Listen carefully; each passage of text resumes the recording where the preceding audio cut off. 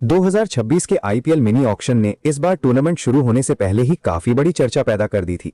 कई क्रिकेट विश्लेषकों और फैंस के मुताबिक हाल के समय के सबसे नाटकीय ऑक्शनों में से ये एक था, क्योंकि इस बार नीलामी में एक तरफ जहां कई बहुत बड़े दामों पर बोली लगी, वहीं दूसरी तरफ कई अनकैप्ड और अपेक्षाकृत कम चर्चित खिलाड़ी भी अचानक फ्रेंचाइजियों के मुख्य निशाने पर आ गए।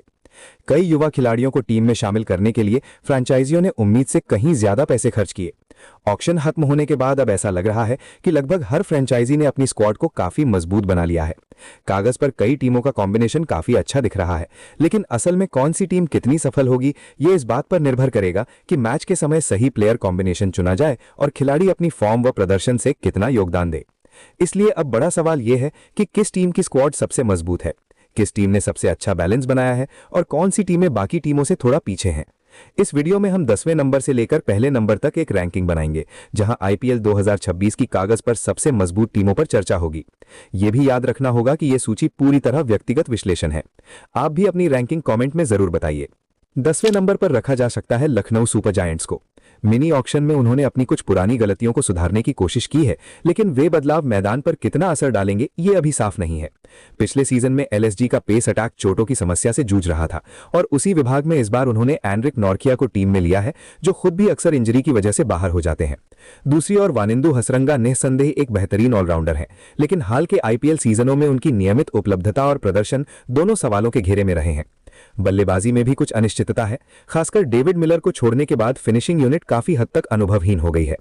ऑक्शन के आखिरी चरण में इस कमी को पूरा करने के लिए एलएसजी ने लियाम लिविंगस्टोन को टीम में लेने की कोशिश की थी, लेकिन बड़े पर्स के साथ उतरी सनराइजर्स हैदराबाद के खिलाफ उस दौड़ में वे टिक नहीं पाए। एक और बड़ी समस्या यह है कि उनकी बल्लेबाजी लाइनअप विदेशी खिलाड़ियों से भरी हुई है। अगर पूरा टॉप ऑर्डर विदेशी खिलाड़ियों से सजा हो तो एक साथ हसरंगा और नॉर्किया दोनों को खिलाना संभव नहीं होगा। इसलिए बैलेंस बनाए रखने के लिए भारतीय गेंदबाजों को अतिरिक्त जिम्मेदारी उठानी होगी और उन्हें अपने सर्वश्रेष्ठ फॉर्म में रहना होगा। 9वें नंबर पर रखूंगा राजस्थान रॉयल्स को।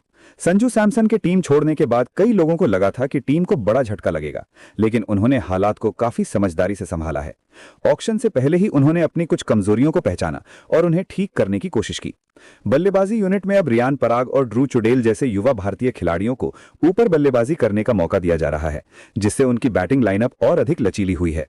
दूसरी ओर पारी के आखिरी हिस्से में तेज रन बनाने की जिम्मेदारी मुख्य रूप से विदेशी खिलाड़ियों पर रखी गई है।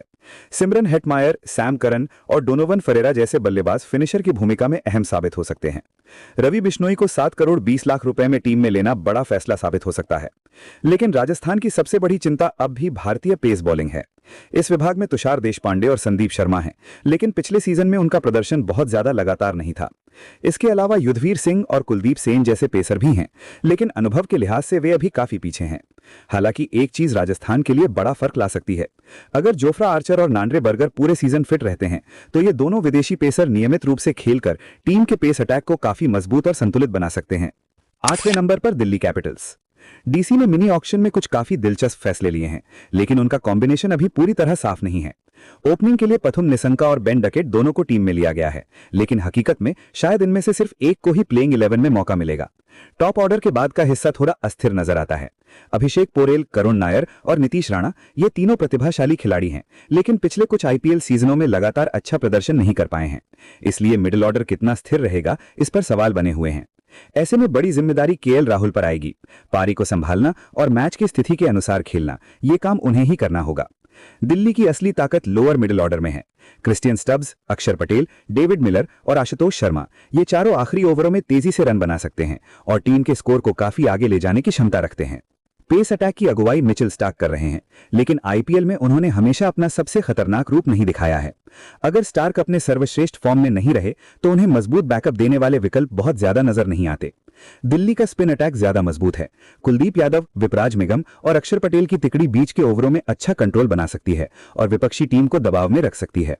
दिल्ली कैपिटल्स की टीम में संभावना तो है, लेकिन कुछ अहम जगहों पर अनिश्चितता होने की वजह से उनसे बड़ी उम्मीद करने से पहले मैदान पर उनका प्रदर्शन देखना जरूरी होगा। 7वें नंबर पर हैं गुजरात टाइटंस। 2026 सीजन में वे फिर से काफी हद तक अपने पुराने मॉडल पर आगे बढ़ते दिख रहे हैं, जहां मुख्य भरोसा टॉप ऑर्डर पर है। उनकी योजना ऐसी लगती है कि ओपनिंग और नंबर 3 के बल्लेबाजों से ही ज्यादातर रन आए। हैरानी की बात यह है कि ऐसी योजना होने के बावजूद उन्होंने ऑक्शन में मिडिल ऑर्डर को और मजबूत करने के लिए कोई बड़ा कदम नहीं उठाया। शरफेन रदरफोर्ड को छोड़ने के बाद अब मिडिल ऑर्डर की जिम्मेदारी वॉशिंगटन सुंदर और शाहरुख खान पर आ गई है। ऑक्शन में बड़ी रकम खर्च करके जेसन होल्डर को टीम में लिया गया, जो काफी अच्छी खरीद मानी जा सकती है, क्योंकि हाल के समय में होल्डर अच्छे फॉर्म में रहे हैं और बल्ले व गेंद दोनों से योगदान दे सकते हैं। खासकर मैच के अंत में फिनिशर की भूमिका निभाने की उम्मीद उनसे ज्यादा रहेगी। लेकिन यहां एक उलझन भी है। अगर होल्डर टीम में रहते हैं तो विदेशी कोटे की वजह से संभव है कि ग्लेन फिलिप्स को बाहर बैठना पड़े। इसलिए इन दोनों ऑलराउंडरों में से किसे खिलाया जाएगा, यह फैसला 2026 आईपीएल में गुजरात के लिए सबसे कठिन टीम कॉम्बिनेशन वाले सवालों में से एक हो सकता है। छठे नंबर पर है सनराइजर्स हैदराबाद। आईपीएल 2024 में रनरअप रहने के बाद से ही एसआरएच के प्रदर्शन में काफी बड़ा बदलाव देखा गया है। 2025 सीजन के ज्यादातर समय वे पॉइंट्स टेबल में नीचे की तरफ रहे। इस स्थिति के लिए काफी हद तक उनके अपने फैसले जिम्मेदार रहे हैं। मेगा ऑक्शन के समय उन्होंने बल्लेबाजी लाइनअप को बचाए रखने पर ज्यादा जोर दिया, जिसके कारण बॉलिंग यूनिट में कुछ समझौता करना पड़ा। कागज पर उनकी बल्लेबाजी अभी भी काफी मजबूत है और किसी भी मैच का रुख बदलने की क्षमता रखती है, लेकिन उस बल्लेबाजी को सपोर्ट देने वाला धारदार बॉलिंग अटैक फिलहाल उनके पास नहीं है। उदाहरण के तौर पर मोहम्मद शमी को पूरी तरह कैश डील में लखनऊ सुपर जायंट्स के पास ट्रेड कर दिया गया और उस पैसे का बड़ा हिस्सा लियाम लिविंगस्टोन को लेने में खर्च किया गया। बॉलिंग विभाग में बैकअप विकल्प भी बहुत ज्यादा नहीं है, जो लंबे टूर्नामेंट में बड़ी समस्या बन सकता है। पैट कमिंस चोट से लौटे हैं, लेकिन वे कितनी लय में होंगे ये अभी स्पष्ट नहीं है। स्पिन विभाग में भी अनुभव की कमी है। उससे भी बड़ी बात यह है कि टीम के पास भरोसेमंद भारतीय गेंदबाजों की संख्या काफी सीमित है। कुल मिलाकर बल्लेबाजी जितनी भी मजबूत हो, गेंदबाजी की ये कमजोरी 2026 सीजन में सनराइजर्स हैदराबाद के लिए बड़ी बाधा बन सकती है। 5वें नंबर पर रहेगी चेन्नई सुपर किंग्स। सीएसके की सबसे बड़ी ताकत है उनका काफी स्थिर टॉप ऑर्डर, जहां पहले 5 बल्लेबाजों के साथ एक भरोसेमंद बैटिंग लाइनअप बनता दिख रहा है। डेवॉल्ट ब्रेविस और नूर अहमद लगभग तय तौर पर प्लेइंग 11 में जगह पाएंगे। इसका मतलब यह है कि विदेशी कोटे में सीएसके के पास 2 और जगहें खाली रहेंगी।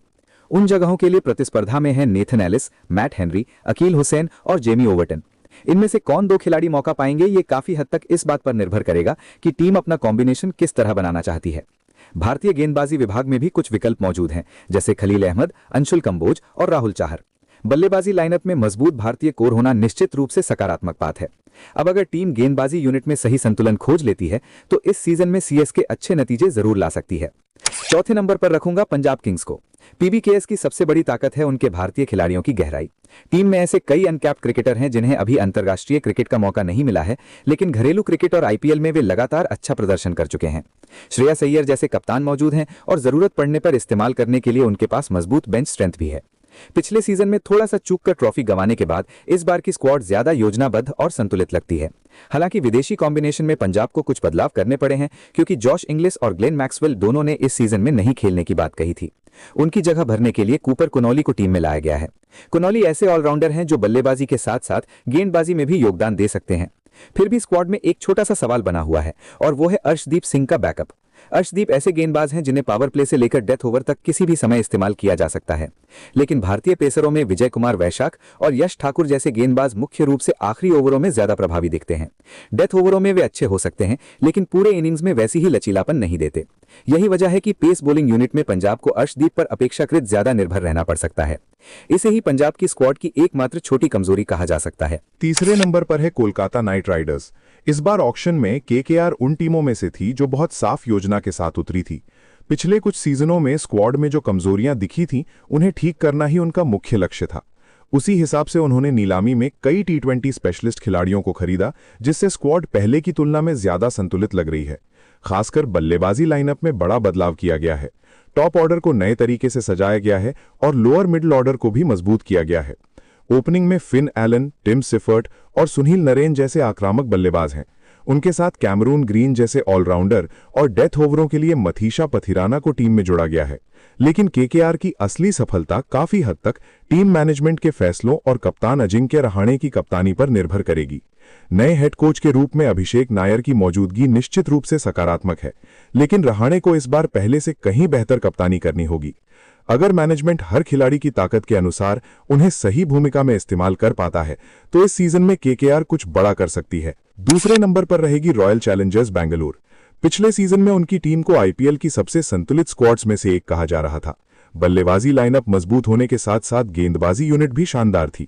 खिलाड़ी भी काफी अच्छी फॉर्म में थे, इसलिए पूरे टूर्नामेंट में वे हर प्रतिद्वंद्वी के लिए बड़ा खतरा बने रहे। इस सीजन की सबसे बड़ी खासियत यह है कि वे पिछले बार की चैंपियन टीम के ज्यादातर अहम खिलाड़ियों को बरकरार रखने में सफल रहे हैं। इसलिए नए सीजन में भी टीम की केमिस्ट्री और समझदारी पहले जैसी मजबूत रहने की उम्मीद है। ऑक्शन में आरसीबी ने मुख्य रूप से प्लेइंग 11 में बड़े बदलाव करने के बजाय स्क्वाड डेप्थ बढ़ाने पर ज्यादा ध्यान दिया। इसी योजना के तहत टीम में वेंकटेश अय्यर और जेकब डफी जुड़े हैं। वेंकटेश अय्यर को टीम में मौका मिल भी सकता है, लेकिन जेकब डफी के मामले में ऐसा लगता है कि वे मुख्य रूप से बैकअप विकल्प के तौर पर ही रहेंगे जब तक कोई इंजरी या विशेष परिस्थिति न बने। कुल मिलाकर पहले से ही मजबूत स्क्वाड को आरसीबी ने और बेहतर तरीके से सजाया है, इसलिए उनकी टीम अब आईपीएल की सबसे संतुलित और मजबूत टीमों में से एक है। एक नंबर पर रहेगी मुंबई इंडियंस। मेगा ऑक्शन के बाद से ही एमआई सबसे मजबूत स्क्वाड्स में से एक मानी जा रही है। 2025 आईपीएल में शुरुआत भले बहुत अच्छी नहीं रही, लेकिन अंत में वे टूर्नामेंट में तीसरे नंबर पर खत्म हुए। इसके बाद ऑफ सीजन में ट्रेड के जरिए टीम ने अपनी कुछ कमजोर जगहों को सुधारने की कोशिश की। मिनी ऑक्शन में बहुत ज्यादा नए खिलाड़ी नहीं लेने के बावजूद उनकी स्क्वाड डेप्थ इतनी मजबूत है कि मैदान पर उतरते ही टीम खतरनाक लगती है। बेशक आखिर में सब कुछ खिलाड़ियों की फॉर्म पर निर्भर करेगा, लेकिन अगर पहली 11 के ज्यादातर खिलाड़ी अपनी क्षमता के अनुसार प्रदर्शन कर पाए तो मुंबई के लिए प्लेऑफ में पहुंचना बहुत मुश्किल नहीं होना चाहिए। ओपनिंग में रोहित शर्मा और क्विंटन डिकॉक की पुरानी जोड़ी फिर से देखने को मिल सकती है। अगर वे पारी की अच्छी शुरुआत दे दें तो मुंबई की बल्लेबाजी और भी ज्यादा खतरनाक हो जाएगी। मिडिल ऑर्डर में शर्फेन रदरफोर्ड अगर बड़ी पारी खेलते हैं तो इस बैटिंग लाइनअप को रोकना किसी भी टीम के लिए मुश्किल हो जाएगा। गेंदबाजी यूनिट में भी अनुभव और विविधता दोनों है। Mitchell Santner, Trent Boult, Deepak Chahar, Shardul Thakur और जसप्रीत बुमराह जैसे गेंदबाज मौजूद हैं जो मैच का रुख बदल सकते हैं। सच कहें तो मुंबई की स्क्वाड में कोई बहुत बड़ी कमजोरी साफ नजर नहीं आती। एकमात्र परेशानी तब हो सकती है जब इतने बड़े नाम होने के बावजूद खिलाड़ी अपना सर्वश्रेष्ठ प्रदर्शन न कर पाएं। भारतीय बल्लेबाजी यूनिट में सूर्यकुमार यादव, तिलक वर्मा और हार्दिक पांड्या जैसे बल्लेबाज हैं जो हाल ही में T20 वर्ल्ड कप जीत कर आए हैं। इसके अलावा मुंबई की बेंच स्ट्रेंथ भी काफी मजबूत है। जरूरत पड़ने पर कॉर्बिन बॉश या रायन रिकेल्टन जैसे खिलाड़ियों को रिप्लेसमेंट के तौर पर इस्तेमाल किया जा सकता है। अब आपकी क्या राय है? आपके हिसाब से इस आईपीएल की सबसे मजबूत टीम कौन सी है और किस टीम के खिताब जीतने की संभावना सबसे ज्यादा है? कमेंट में जरूर बताइए।